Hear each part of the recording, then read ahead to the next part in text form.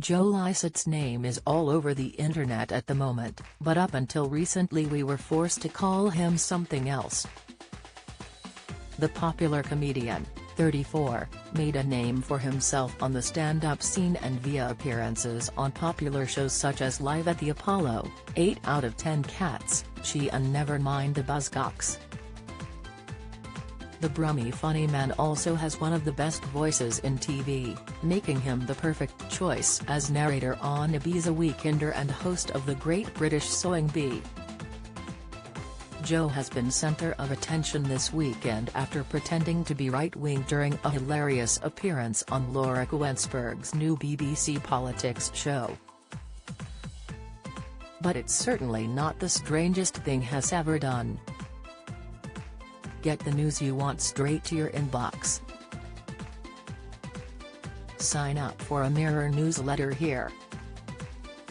Joe hit the headlines in 2020 when he announced he was changing his name to Hugo Boss in protest against the multi-billion-pound fashion titan. Joe, or Hugo as he was known then, claimed the brand had been targeting small companies that used the word boss in their names, sending cease and desist letters. In a bid to prove no one can own the word boss, the comedian officially changed his name via deed poll from Joe Harry Lycett to Hugo Boss. This came after Hugo Boss sued Swansea-based brewery called Boss Brewing, who were forced to spend £10,000 in legal fees and rebranding, with the names of some of their products changed and a ban on selling their clothing merchandise.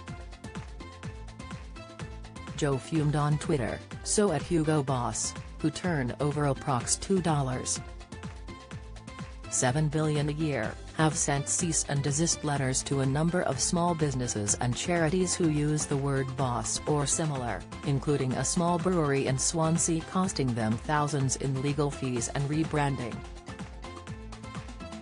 It's clear that at Hugo Boss hates people using their name. Unfortunately for them this week I legally changed my name by deed poll and I am now officially known as Hugo Boss. All future statements from me are not from Joe Lycett but from Hugo Boss. Enjoy. The comedian remained known as Hugo for over a month, then decided it was time to go back to the Lycett family after causing a storm. Although the Boss brand appeared to welcome the new Hugo Boss to their family, the funny man said he had proved his point and felt more comfortable with his old name.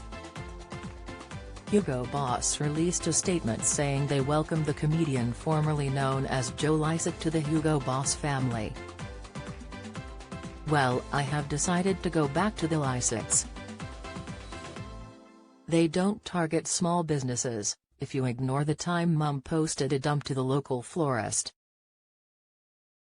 I would however like to take this opportunity to issue one final statement as Hugo Boss. Hugo Boss has a smelly bum bum."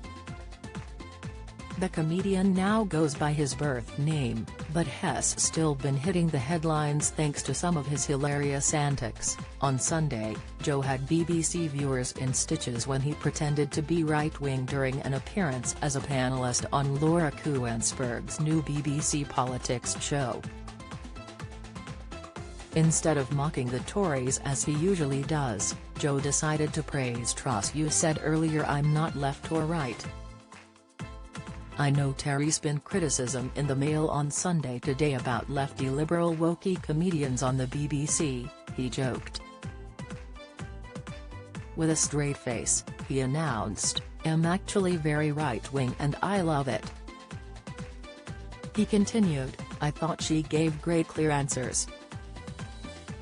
I know exactly what she's up to."